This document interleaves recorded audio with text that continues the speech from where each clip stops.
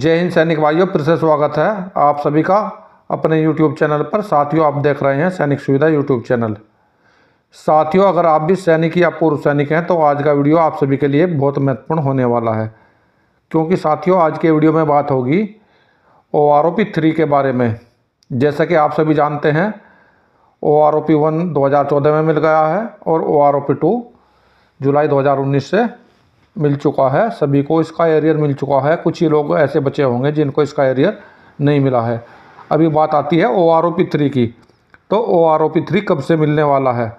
तो जैसा कि आप सभी जानते हैं, 1 जुलाई 2019 से हमें OROP 2 दिया गया है और हर 5 वर्ष बाद पेंशन का रिवीजन किया जाता है। तो 1 जुलाई 2019 से लेके 1 जुलाई 2024 तक 5 वर्ष पूरे हो जाते हैं। तो 1 जुलाई 2024 से हमारा OROP 3 हमें मिलना लागू है। लेकिन ये मिलेगा कब से, इसके बारे में आप लोगों को विस्तार में बताऊंगा। आपको कब से मिलेगा और पूरे प्रूफ के साथ को आपको दिखाऊंगा कि आपको 2024 में OROP का फ़ायदा नहीं मिलने वाला है। तो अगर 2024 में OROP का फ़ायदा नहीं मिलने वाला है तो सैनिक भाइयों, इससे पहले वीडियो में आगे की जानकारी दूं। अगर आप चैनल पर नए हैं, आपने चैनल को अब तक सब्सक्राइब नहीं किया, चैनल को सब्सक्राइब कर लें और बेल आइकन ऑन कर ले, ताकि आने वाले वीडियो की महत्वपूर्ण जानकारी आप सभी को मिलती रहे और आप मेरे द्वारा दी गई जानकारी का भरपूर फ़ायदा उठाते रहें। तो चलिए सैनिक भाइयों, वीडियो को देखते हैं विस्तार से। तो सैनिक भाइयों, OROP 3 का फ़ायदा हमें 2024 में क्यों नहीं होगा, इन सभी बातों को जानने के लिए हमें 2023-24 और 2024-25 के बजट पर नज़र डालनी होगी, क्योंकि 2023-24 और 24-25 के रक्षा बजट में ही छिपा है OROP 3 का राज। तो सबसे पहले देखते हैं 2023-24 का बजट। तो सैनिक भाइयों, जैसा कि आप स्क्रीन पर 2023-24 के बजट का एक ये प्रेस रिलीज देख पा रहे हैं। इसमें क्या दिया गया है, इसको थोड़ा आप पढ़ते हैं। वर्ष 2023-24 के बजट में रक्षा क्षेत्र को 5.94 लाख करोड़ रुपए मिले, जो कि पिछले साल की तुलना में 13% अधिक है।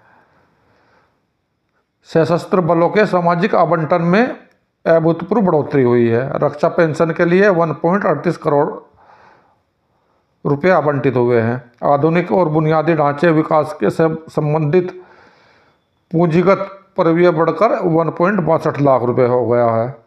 2019-20 से 57% की वृद्धि हुई है।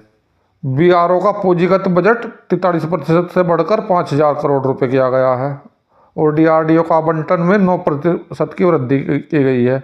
नवाचार को और अधिक बढ़ावा देने के लिए IDX को 116 करोड़ रुपए मिले हैं, जो कि 2023-24 की तुलना में 93% अधिक हैं। रक्षा मंत्री श्री राजनाथ सिंह ने केंद्रीय बजट 2023-24 को विकासोन्मुखी बताया और कहा कि इससे कुछ ही वर्षों के भीतर भारत को $5 ट्रिलियन की अर्थव्यवस्था बनाने का सरकार के लक्ष्य को हासिल करने में मदद मिलेगी। तो सैनिक भाइयों, ये मैंने आपको बताया 2023-24 के रक्षा बजट के मुख्य पॉइंट। अभी देख लेते हैं इसमें आगे। तो सैनिक भाइयों, जैसे ही हम इस प्रेस रिलीज में नीचे की तरफ बढ़ते हैं तो इसमें हमें यहाँ पे एक पॉइंट दिखाई देता है जिसको मैंने हाईलाइट किया हुआ है। इसको मैं आपको पढ़कर दिखाता हूँ, जिसमें हमारा 1 रैंक 1 पेंशन से संबंधित बातें दी गई हैं। हमारे सम्मानित पूर्व सैनिकों के लिए ईज ऑफ लिविंग को व्यापक रूप से बनाने के लिए बजटीय प्रावधान। वित्त वर्ष 2023-24 में रक्षा पेंशन बजट में 15.5% की उल्लेखनीय वृद्धि दर्ज की गई है। ये राशि बजट का अनुमान 2023-24 में 1,38,205 करोड़ रुपए है। यही बजट अनुमान 2022-23 में राशि 1,19,696 करोड़ रुपए थी। इसके अलावा संशोधित अनुमान 2022-23 के लिए 1,53,415 करोड़ रुपए का आवंटन में 28% की महत्वपूर्ण बढ़ोतरी दर्ज की गई है, जो कि 33,718 करोड़ रुपए के बराबर है।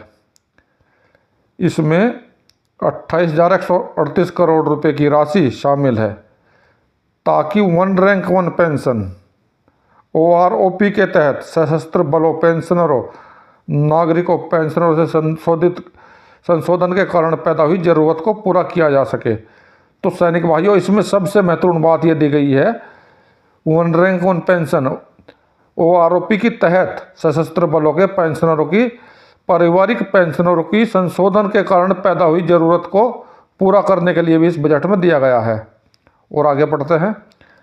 हमारे पूर्व सैनिकों को चिकित्सा और सेवा ऑफरिंग को बढ़ाने को लेकर सरकार की प्रतिबद्धता को चलते बजट 2023-24 में पूर्व सैनिक के अंशदायी योजना में ECHS को 52% की उल्लेखनीय बढ़ोतरी की गई है। इसमें वित्त वर्ष 2023-24 में 5431.56 करोड़ रुपए का बजट अनुमानित आवंटन किया गया है, जबकि वर्ष 2022-23 में ये 3582.51 करोड़ रुपए था। बढ़ोतरी पूरे भारत में हमारे पूर्व सैनिकों और उनके आश्रितों के लिए स्वास्थ्य योजनाएं और बेहतर सर्विस डिलीवरी सुनिश्चित होगी।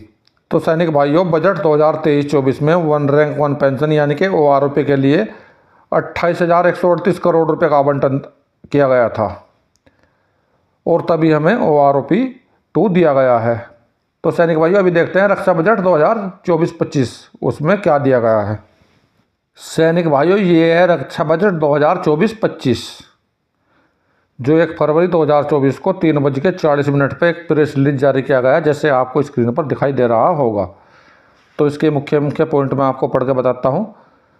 अंतरिम केंद्रीय बजट 2024-25 में रक्षा क्षेत्र को रिकॉर्ड 6.21 लाख करोड़ रुपए से अधिक का आवंटन वित्त वर्ष 2023-24 से 4.72% ज़्यादा है। तो यानी कि इस बजट में 2024-25 में 2023-24 के बजट से 4.72% ज़्यादा है, और जबकि 2022-23 के बजट में 20-21 के बजट से ज़्यादा था। यानी कि हर वर्ष रक्षा बजट को बढ़ाया जा रहा है, उसमें बढ़ोतरी की जा रही है। अगला पॉइंट, 1.72 लाख करोड़ रुपए का कुल रक्षा बजट का 27.67% पूंजी अधिग्रहण के लिए आवंटित राजस्व वेतन के अलावा सशस्त्र बलों के बजट 92,088 करोड़ रुपए है, और रक्षा पेंशन के लिए बजटीय आवंटन 1.41 लाख करोड़ रुपए हुआ। सीमा पर बुनियादी ढांचे को मजबूत करने के लिए 6500 करोड़ रुपए निर्धारित किए गए। भारतीय तटरक्षक बल को 7651.80 करोड़ रुपए आवंटित किए गए, और DRDO का बजटीय आवंटन बढ़ाकर 23,855 करोड़ रुपए किया गया। ये उत्साहजनक अंतरिम बजट प्रधानमंत्री नरेंद्र मोदी के दृष्टिकोण से प्रेरित और आत्मविश्वासी, मजबूत और आत्मनिर्भर विकसित भारत के लिए सरकार का दृष्टिकोण रेखांकित करता है। श्री राजनाथ सिंह। तो ये तो थे इसके मुख्य मुख्य पॉइंट। अब देख लेते हैं इसमें और आगे क्या दिया गया है। जैसे हम ऊपर की तरफ बढ़ते हैं, सबसे पहला पॉइंट है आत्मनिर्भरता को बढ़ाने के लिए बजट। तो इस प्रेस रिलीज में जैसे ही ऊपर की तरफ बढ़ते हैं तो आप लोगों को एक नीले कलर में हाईलाइट किया हुआ बॉक्स दिखाई दे रहा होगा, जिसके अंदर दिया गया है पूर्व सैनिकों के बारे में। पूर्व सैनिक कल्याण योजना ECHS के लिए अभूतपूर्व आवंटन, भूतपूर्व सैनिकों को बेहतर स्वास्थ्य सुविधाएं सुनिश्चित करना। वित्त वर्ष 2024-25 के लिए पूर्व सैनिक कल्याण योजना का कुल आवंटन 2023-24 के आवंटन 5,431.56 करोड़ रुपए से 6,998 करोड़ रुपए, यानी कि 28% अधिक है। ये चालू वर्ष के दौरान संशोधित अनुमान चरण में अभूतपूर्व आवंटन के अतिरिक्त है, जहां ECHS को बजटीय आवंटन 2023-24 से 70% बढ़ाकर 9221.50 करोड़ रुपए कर दिया गया है। उल्लेखनीय रूप से आवंटन कोविड अवधि के दौरान किए गए चिकित्सा उपचार संबंधी व्यय को ध्यान में रखते हुए ECHS वृद्धि की भरपाई के लिए किया गया है, ताकि ECHS दरों के बराबर लाया जा सके। पूर्व सैनिकों को युद्ध वीरों की, वीर नारियों की और उनके परिवार के सदस्यों की सर्वोत्तम स्वास्थ्य देखभाल के लिए सुविधाएं प्रदान करने के लिए संकल्प अनुरूप है। तो सैनिक भाइयों, इसमें ECHS के बारे में सब कुछ दिया गया है। ECHS का बजट इस बार बढ़ाया गया है पहले की अपेक्षा में, और पहले बजट में उससे पहले की अपेक्षा में बढ़ाया गया था। और इसमें वीर नारियों और पूर्व सैनिकों के परिवारों और युद्धवीरों के बारे में भी काफ़ी कुछ दिया गया है, लेकिन इसमें कहीं भी OROP 3 का जिक्र नहीं किया गया, जैसे कि इससे पुराने बजट में 2023-24 के बजट में किया गया था OROP का, वन रैंक वन पेंशन का जिक्र किया गया था और उसमें उसके लिए कुछ पैसे का भी आवंटन किया गया था। लेकिन इस वर्ष वाले जो बजट है इसमें कोई वन रैंक वन पेंशन का जिक्र नहीं है, ना ही किसी पैसे का आवंटन किया गया है। तो अगर हम इन दोनों बजटों की तुलना करें तो हम पाते हैं कि हमें 2023-24 के बजट के मुकाबले 2024-25 के बजट में हमारे पूर्व सैनिकों को कोई फ़ायदा नहीं दिया गया है और ना ही इनको OROP 3 के लिए कोई पैसा बजट में दिया गया है। एक भाइयों, इस प्रकार से हम कह सकते हैं जब इस बार के बजट में OROP 3 के लिए कोई पैसा ही नहीं दिया गया है तो 2024 में आप लोगों को OROP 3 नहीं मिलने वाला है। और साथियों, 2024 में लोकसभा चुनाव हो जाएंगे और लोकसभा चुनाव होने के बाद में आपकी OROP 3 पर कोई भी सुनवाई नहीं होगी, आपका कोई रिवीजन नहीं किया जाएगा। अगला लोकसभा चुनाव 2029 में आएगा। तो लोकसभा चुनाव आने से पहले यानी कि 2028 से आप लोगों के OROP 3 का सुरसुरा शुरू हो जाएगा और आप लोगों का हो सकता है OROP 3 का पैसा भी इंस्टॉलमेंट के रूप में देना शुरू हो जाए। यानी कि कुल मिलाकर बात यह है 2029 में आप लोगों को आपके OROP 3 का पूरा पैसा मिलेगा। आपको OROP 3 पक्का मिलेगा, लेकिन मिलेगा कई वर्ष बाद में और इसका एरियर भी आप लोगों को दिया जाएगा। तो सैनिक भाइयों, आज के वीडियो में यही थी मेरे द्वारा दी गई छोटी सी जानकारी। अगर जानकारी अच्छी लगी है वीडियो को लाइक करें, चैनल को सब्सक्राइब करें, साथियों में शेयर करें। मिलता हूँ अगली वीडियो में इसी प्रकार की अन्य महत्वपूर्ण जानकारी के साथ। वीडियो देखने के लिए धन्यवाद दोस्तों। जय हिंद, वंदे मातरम।